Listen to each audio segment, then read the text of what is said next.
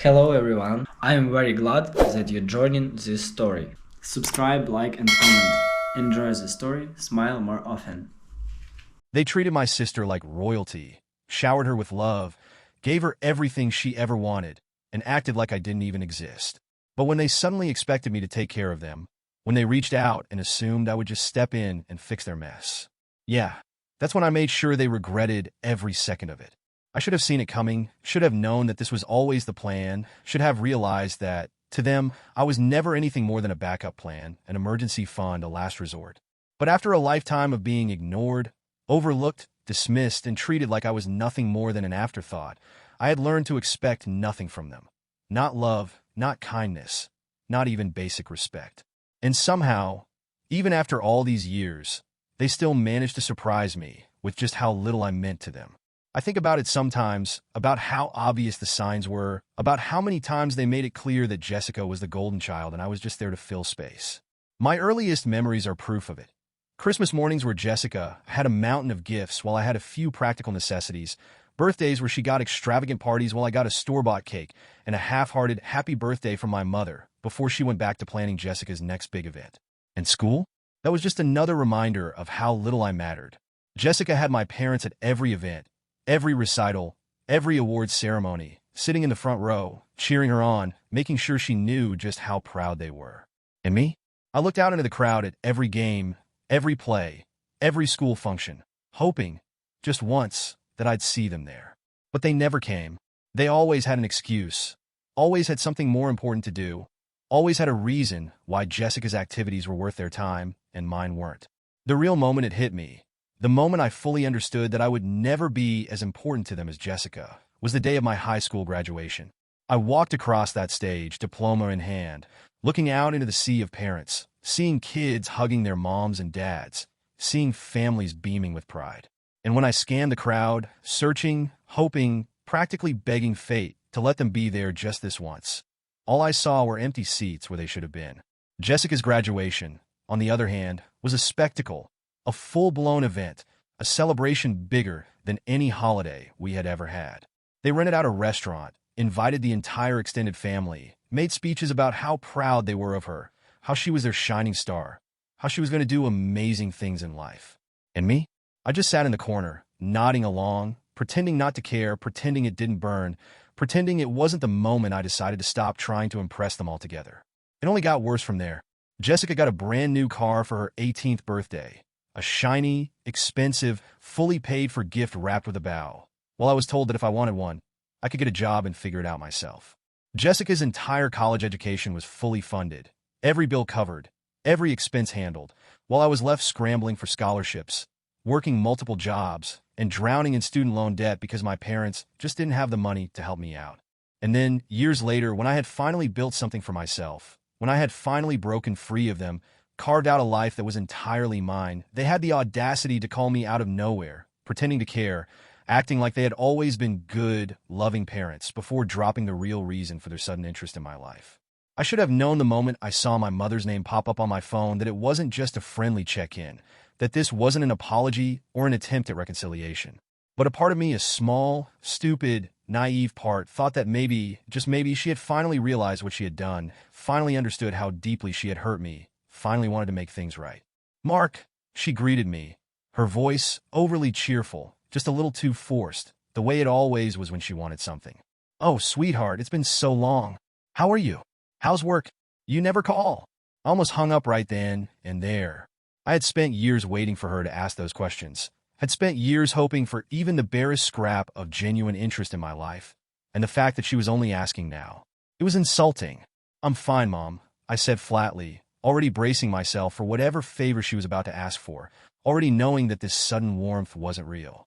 She sighed dramatically, the way she always did when she wanted me to feel guilty about something, the way she always tried to make herself the victim. "Well, honey, I hate to bring this up, but your father and I have been struggling lately. You know, with retirement, medical bills, things have just been so tight." And there it was. Jessica's been helping as much as she can. She continued, weaving the story carefully, making sure to plant the idea that I was somehow obligated to help as well, but she has so many expenses, and well, we know you've done so well for yourself. We were thinking, maybe you could take some of the burden off her shoulders? You know, just to help the family out? I actually laughed. I couldn't help it. They had spent my entire life making me feel like a burden, making me feel like I was less than, making sure I knew that Jessica was the one who mattered. And now they wanted me to take care of them? You want me to help? I repeated, just to make sure I had heard correctly. After everything? After a lifetime of being ignored?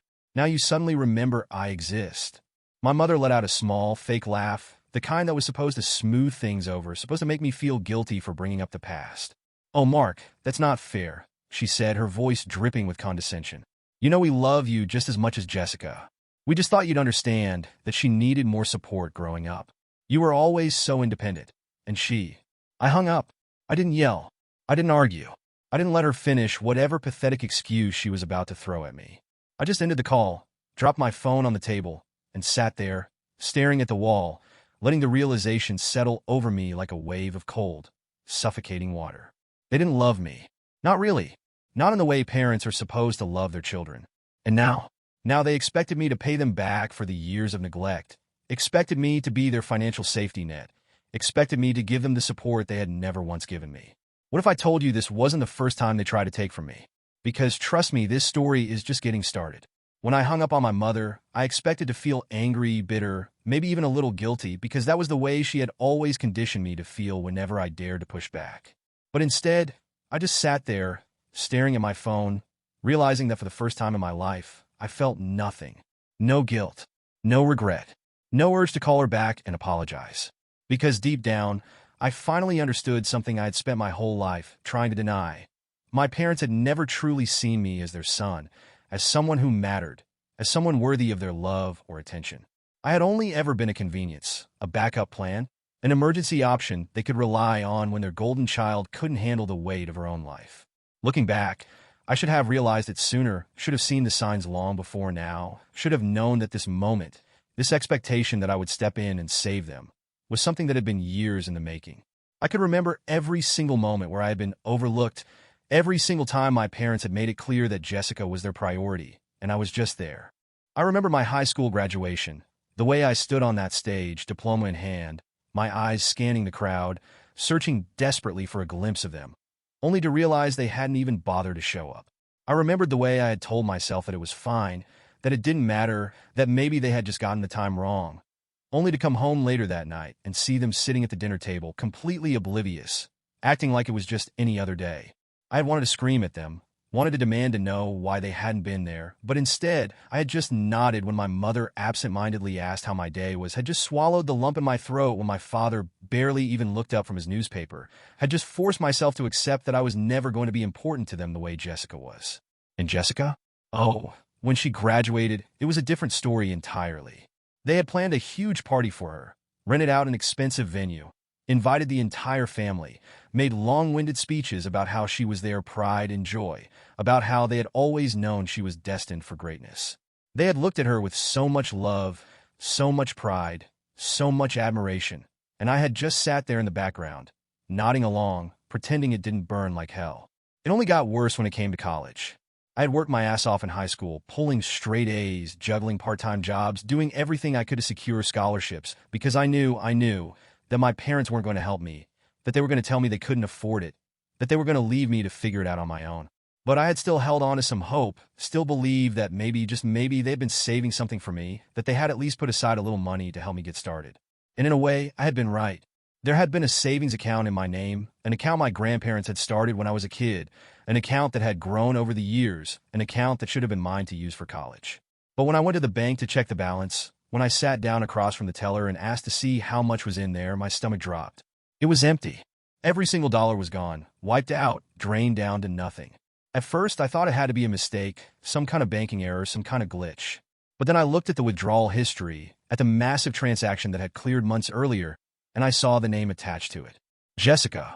I had sat there, numb, my mind racing, my hands shaking, trying to make sense of what I was seeing. And then, with a horrible, sinking feeling, I had realized the truth. My parents had taken my college savings and given it to Jessica instead. They hadn't even told me. They hadn't even thought I deserved to know. I remember storming into the house that night, my entire body burning with rage, demanding an explanation, demanding to know why they had stolen from me, why they had given my money to Jessica, why they had taken everything I had worked for, and handed it to her like it was nothing. And my mother? My mother had just sighed, acting like I was overreacting, acting like this was just some small misunderstanding, acting like I was being ungrateful. "Oh, Mark, don't be so dramatic," she had said, waving her hand dismissively, as if what she had done wasn't an absolute betrayal. "Jessica needed that money for school. You're smart, you're capable, you'll figure something out. We knew you'd be fine. They knew I'd be fine. They had robbed me blind, stolen my future, taken something that had been meant for me, and their only excuse was that they knew I'd figure something out." That was the moment something inside me broke, something deep, something I could never put back together. That was the moment I realized that it didn't matter what I did, didn't matter how hard I worked, didn't matter how much I accomplished, because in their eyes, I would never be Jessica. And now, years later, they had the audacity to act like that had never happened, like I should just forget it, like I should just move on, like I should be grateful that they raised me at all.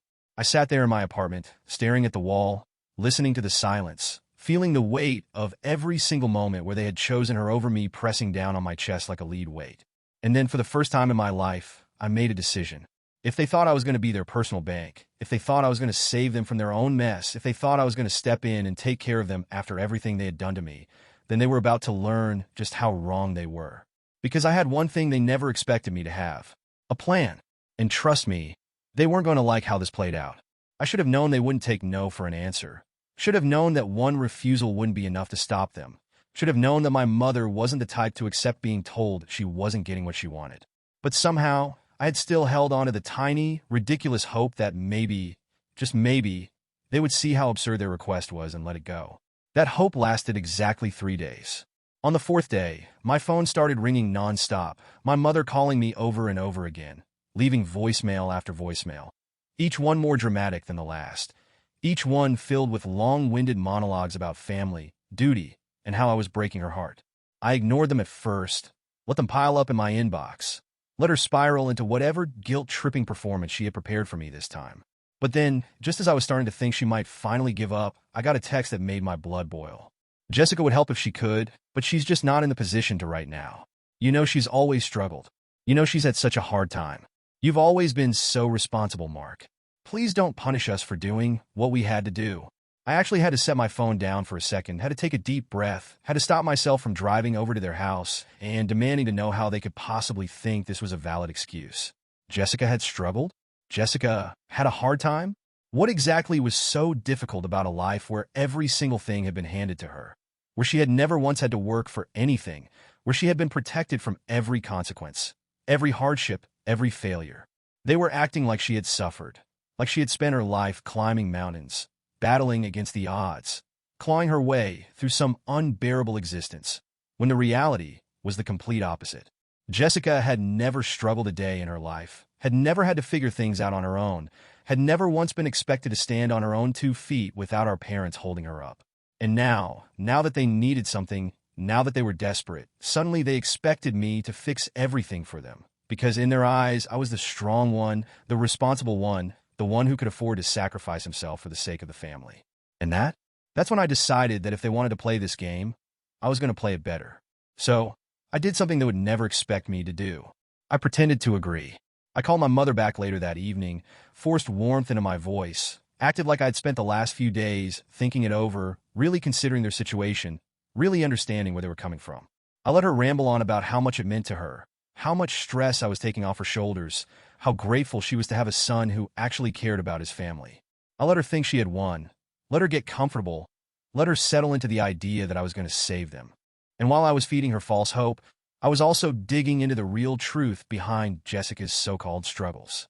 Because if I was going to take them down, if I was going to make them see just how ridiculous their expectations were, I needed proof that their perfect daughter wasn't as perfect as they had spent their whole lives pretending she was. And what I found, it was even worse than I imagined. Jessica wasn't successful. She wasn't thriving. She wasn't some independent, hardworking woman who had built a life for herself without help. She was completely financially dependent on our parents, living off their money, draining them dry, burying herself in secret debt that they had been covering for years. She had credit cards maxed out in their names, had taken out personal loans that they had co-signed, had racked up thousands of dollars in debt that she had no way of paying off on her own. And my parents? Instead of letting her deal with the consequences of her own reckless spending, instead of forcing her to take responsibility for the mess she had made, instead of doing literally anything that resembled good parenting, they had covered for her, had bailed her out over and over again, had burned through their own savings trying to protect her from reality. And now that they were running out of money, now that they had nothing left to give her, now that they were drowning in debt because of the choices they had made, they were looking at me to fix everything. I sat there, staring at my laptop screen, staring at the overwhelming amount of proof I had gathered, staring at the cold, undeniable reality of just how much of a fraud my sister really was, and for the first time in my life, I felt something close to pity for my parents. Because they had built their entire world around Jessica, had spent their whole lives believing that she was the one who deserved everything, had sacrificed everything for her, only to realize, far too late, that they had created a monster they couldn't control. And now, I had the power. Now, I had the truth. And now I was going to use it. Because if they thought I was going to sit back and let them manipulate me into saving them, if they thought I was going to step in and take on their financial burdens, if they thought I was going to spend my hard-earned money paying for my sister's mistakes, they had another thing coming. Jessica had secrets, and I was going to expose them. I had spent my whole life hearing about how Jessica was destined for greatness, how she was special, how she was different, how she had some kind of magical spark that made her deserve everything handed to her on a silver platter. My parents had built their entire world around the idea that Jessica was meant for success, that she was somehow above struggle, above hardship, above responsibility, and they had spent decades making sure she never had to face the reality that the rest of us lived in. But now, standing at my desk, staring at the long list of debts, unpaid bills, and financial disasters that had Jessica's name all over them, I realized something that made me laugh out loud. Jessica wasn't successful. Jessica wasn't brilliant. Jessica wasn't destined for anything except complete financial ruin. I had already suspected that she was living off our parents, had already guessed that she was still attached to them like a parasite, draining them dry while pretending she was doing just fine. But I hadn't expected it to be this bad, hadn't expected to find out that she was drowning in so much debt that she had no real way out, hadn't expected to learn that my parents had been throwing every last dollar they had at her problems, desperately trying to keep her from sinking. Jessica had never worked for anything, had never earned anything, had never had to deal with the consequences of her own reckless spending. She had maxed out credit cards in our parents' names, had defaulted on personal loans they had co-signed, had borrowed thousands from them under the promise that she'd pay it back someday, a someday that had never come. And now that my parents were finally running out of money, now that they were feeling the weight of their own bad decisions, now that they had burned through their savings and had no way of keeping Jessica afloat, they had turned to me. Because they weren't just looking for help. They weren't just looking for support. They were looking for someone to take Jessica's burden off their hands completely, looking for a new safety net, a new bank account to drain, a new person to clean up her mess so they wouldn't have to. And the worst part? They had already decided for me.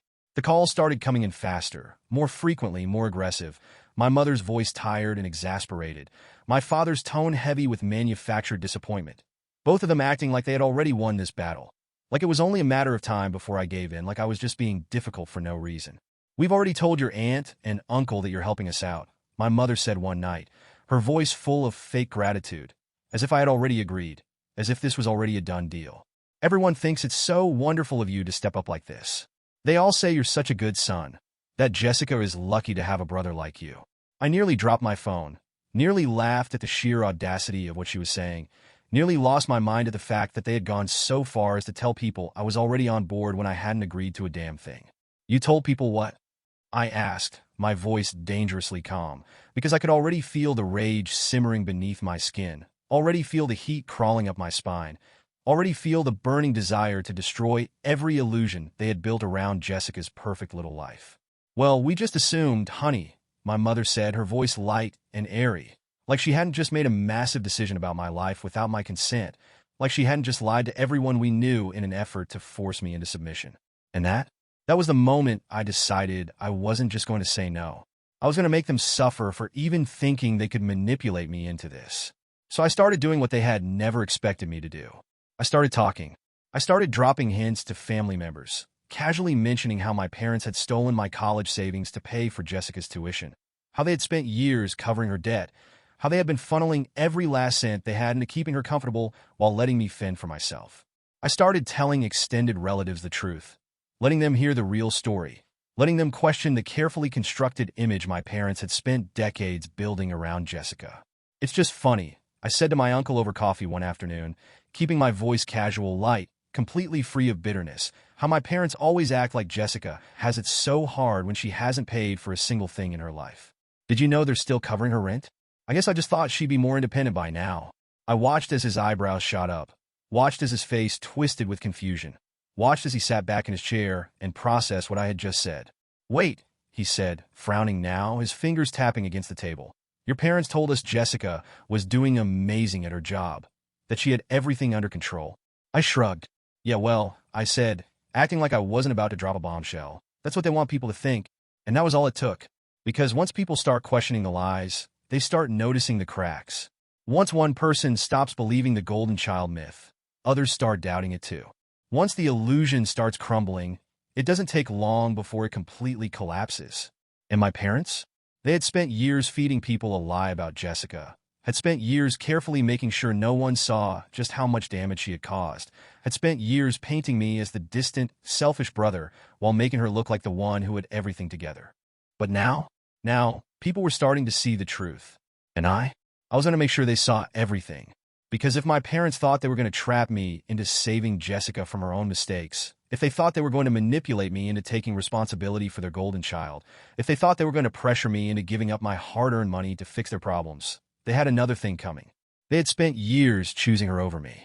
And now, I was going to make sure they lived with that choice. Because Jessica had secrets, and I was going to expose them all. I had spent my entire life swallowing my anger, pretending it didn't bother me, convincing myself that it wasn't worth the fight, that my parents would never change, that Jessica would always be their priority, that nothing I said would ever make a difference. But after weeks of watching them lie to relatives, manipulate everyone around them, and try to trap me into saving them from their own failures, something inside me finally snapped. I wasn't just angry anymore. I was done. So, I decided to do something I had never done before. I went to their house, unannounced, uninvited, unwilling to let them control the conversation. And the moment I stepped through the door, my mother's fake pleasantness melted away into something cold, something suspicious, something that told me she already knew I wasn't there for a friendly visit. "Mark, what a surprise," she said, her voice high and forced, her eyes darting toward my father, who barely looked up from his newspaper. "We were just talking about you. You've been so distant lately. Your sister's been worried sick." "Cut the act, Mom," I interrupted, my voice calm, steady, sharp enough to slice through her usual manipulative nonsense. "I know everything. I know about Jessica's debt. I know about the money you stole from me. I know you've been telling the family I agreed to support you when I never did. And I know you think you can guilt-trip me into fixing your mess. But I'm here to tell you, that's never going to happen."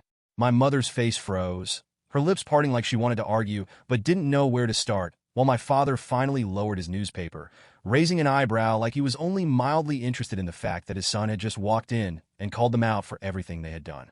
"Now, Mark," he said, his tone calm, patronizing, dismissive, as if I was a child throwing a tantrum instead of a grown man exposing them for the frauds they were. "You're overreacting. We did what we had to do for the family. Jessica needed help, and Jessica needed help?" I repeated, laughing bitterly, shaking my head in disbelief, because I had heard those words so many times they had lost all meaning. "Jessica has never needed help a day in her life. Jessica has never worked for anything. Jessica has never had to deal with the consequences of her own choices because you two have spent decades shielding her from reality. And now, you expect me to pick up where you left off? You expect me to take care of the mess you created? You expect me to just open my wallet and fix everything, like I don't remember exactly how little I ever mattered to you?" My mother flinched, my father's jaw tightened, but before either of them could come up with a response, a voice cut through the tension like a knife, dripping with entitlement, with disbelief, with the kind of arrogance only someone who had never faced a real problem could have. "Are you serious right now?" Jessica. She had been standing in the hallway, listening, arms crossed, head tilted, eyes narrowed in a way that told me she was already convinced she was the victim in all of this. "You're actually mad about this?" she continued, stepping forward, looking at me like I was the unreasonable one, like I was overreacting for daring to stand up for myself. "I don't get why you're acting like this is some huge betrayal. Mom and Dad did what they had to do. It's not like they had a choice. And honestly, Mark, it's not that big of a deal. It's just money. You have a great job. You make way more than I do. You wouldn't even miss it."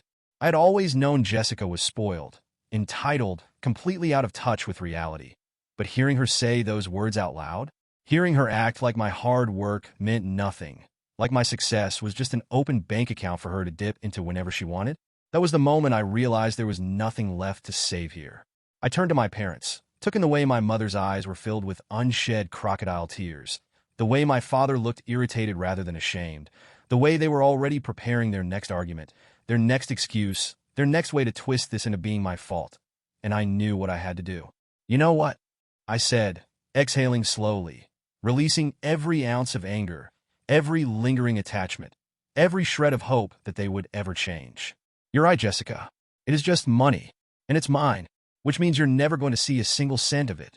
Jessica's eyes widened. My mother gasped. My father's expression darkened, but I wasn't done. "I'm done pretending this family actually cares about me," I continued, my voice calm, final, unshakable. "I'm done pretending I owe you something. I'm done letting you use me. I'm done trying to make you see me as anything other than a backup option for when Jessica runs out of money. So here's what's going to happen. I'm cutting you off. Completely. No more calls. No more guilt trips. No more expecting me to clean up your messes. You wanted Jessica to be the golden child? Great. She can take care of you now." Jessica's mouth dropped open. My mother started crying, muttering about how I was being cruel, how I was abandoning my family, how she had sacrificed so much for me, and this was how I repaid her, while my father just sat there, his face hard, angry, full of resentment that I wasn't falling in line like I was supposed to. But I didn't care, because for the first time in my life, I wasn't waiting for their approval, waiting for them to suddenly decide I was worth loving, waiting for them to treat me like I mattered. I was done. I turned to leave, and that's when my mother grabbed my wrist, her grip desperate, her nails digging into my skin, her voice shaking with something that sounded almost like panic. "You can't do this, Mark," she whispered, her voice urgent, pleading, full of fear I didn't quite understand yet. "You don't know what you're doing. You'll regret this. You will. Just take some time, think about it. We're family." I looked at her hand on my wrist, looked at the woman who had ignored me for years, but was now suddenly terrified of losing me.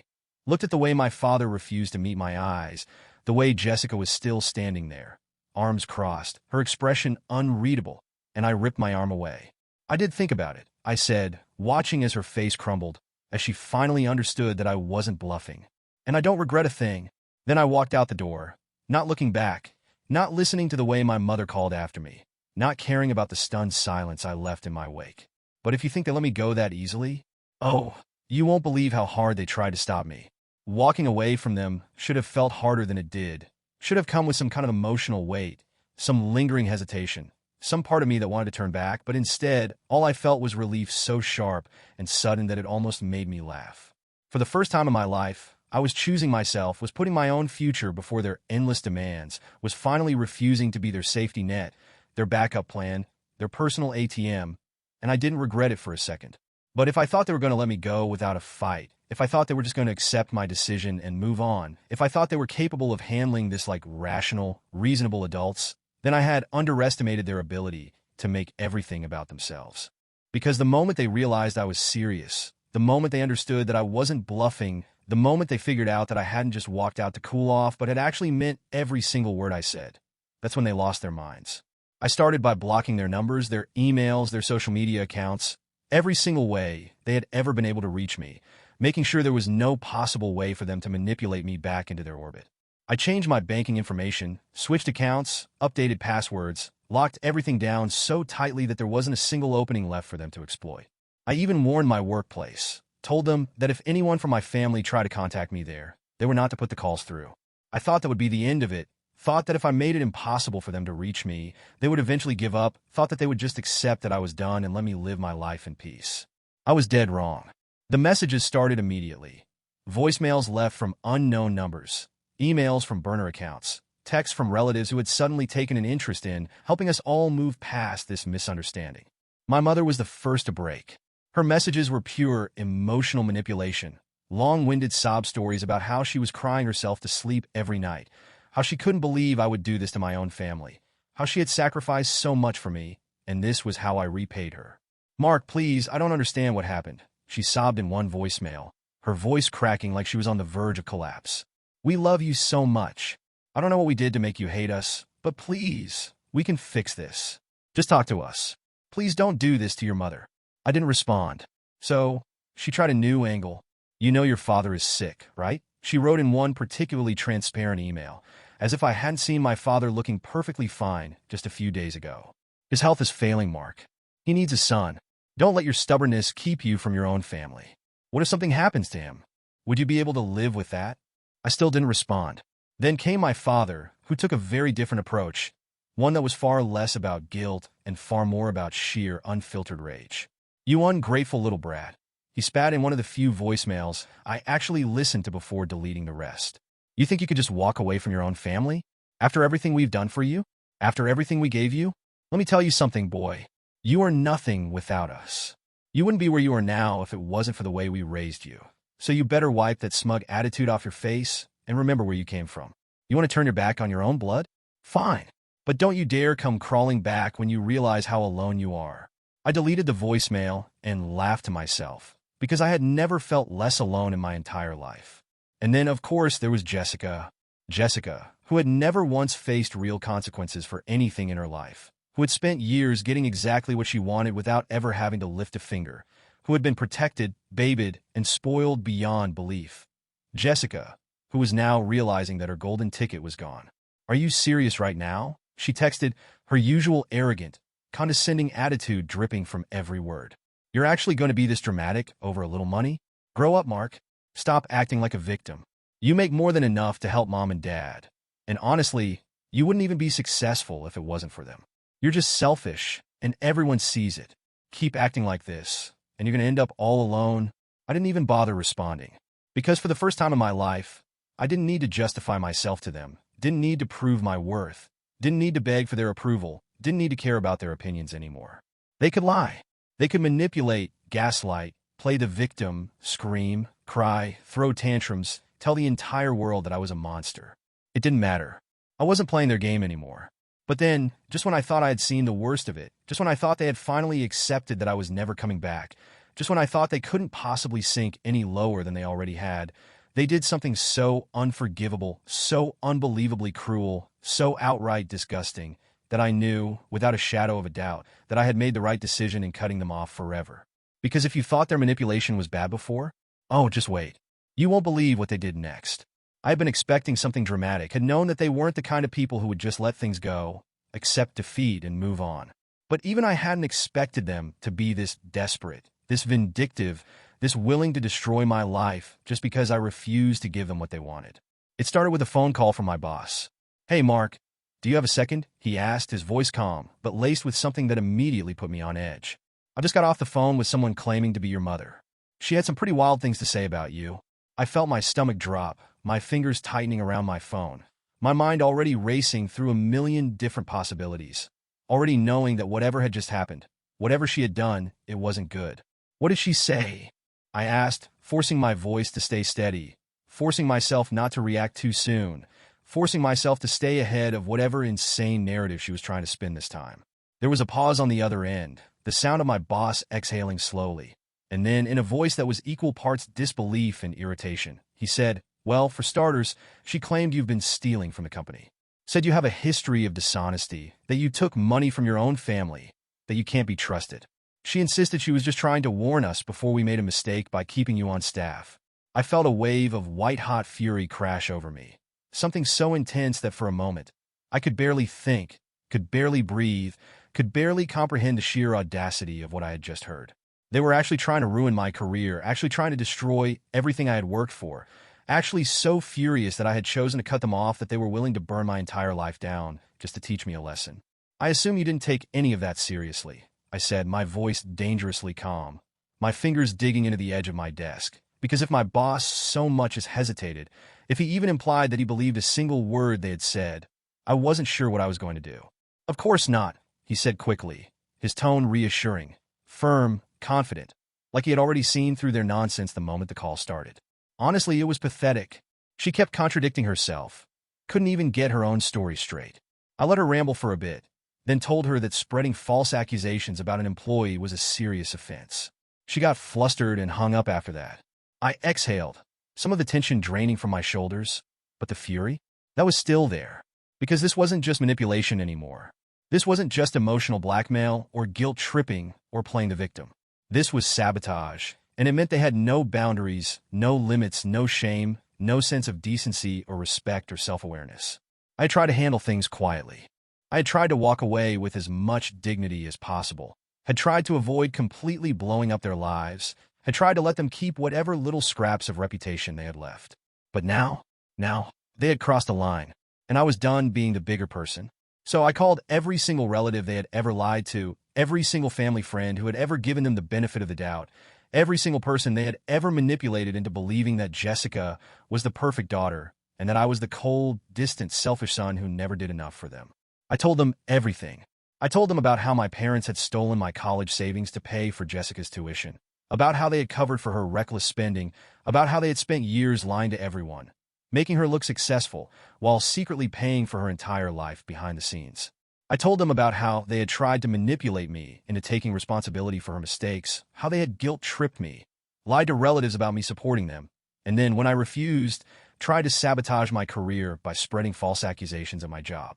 And the reactions? Oh, they were delicious. There was shock, disbelief, anger, disgust. People realizing in real time that they had been played for years, that they had believed in a carefully crafted illusion, that my parents had been lying to them all along. Some of them called my mother directly, demanding to know if it was true, demanding to know how she could do something so vile, demanding to know if she had really tried to ruin my life over money.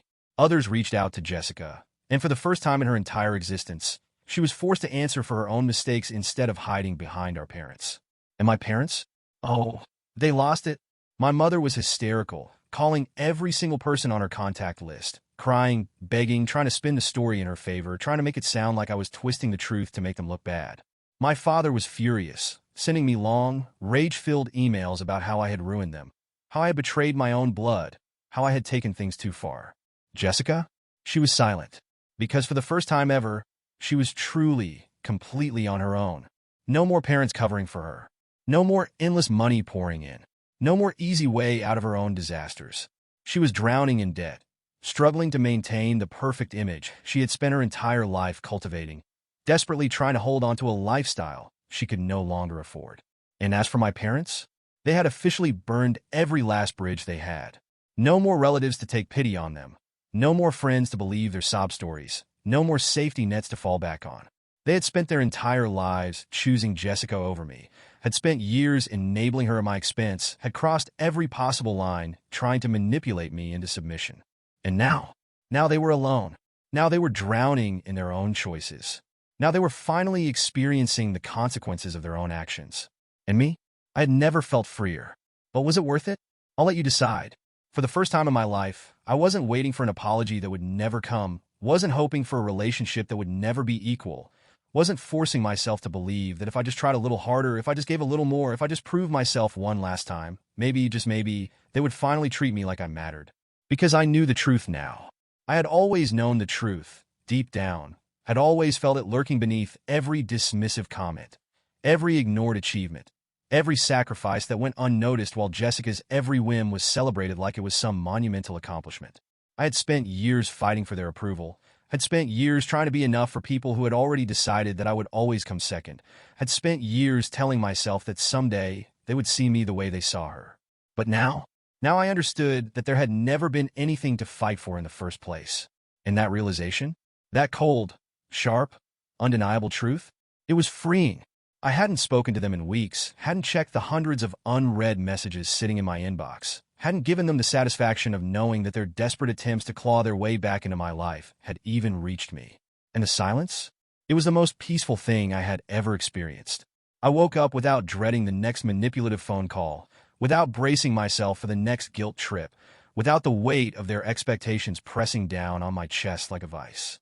I worked without wondering if my success was just going to be used as another reason to demand more from me, without feeling like every paycheck I earned was something they had already mentally claimed as their own. I lived without them, and I was happier than I had ever been. But just when I had finally settled into that peace, just when I had fully accepted that they were gone from my life, just when I had let go of the last frayed thread that had tied me to them, my phone buzzed with one final message from my mother. It wasn't like the others. It wasn't filled with rage or blame or accusations. Wasn't a desperate attempt to make me feel guilty. Wasn't another demand for money or support or an apology. I didn't owe them. It was short, simple, almost empty. "We miss you. Can we talk?" That was it. No grand plea for forgiveness. No fake tears. No elaborate performance about how much I had hurt them. No twisted attempt to make me the villain in their story. Just a single, quiet request for a conversation. And for the first time since I had walked away, I hesitated. Not because I wanted to forgive them. Not because I believed they had changed. Not because I thought there was some chance of fixing what had always been broken.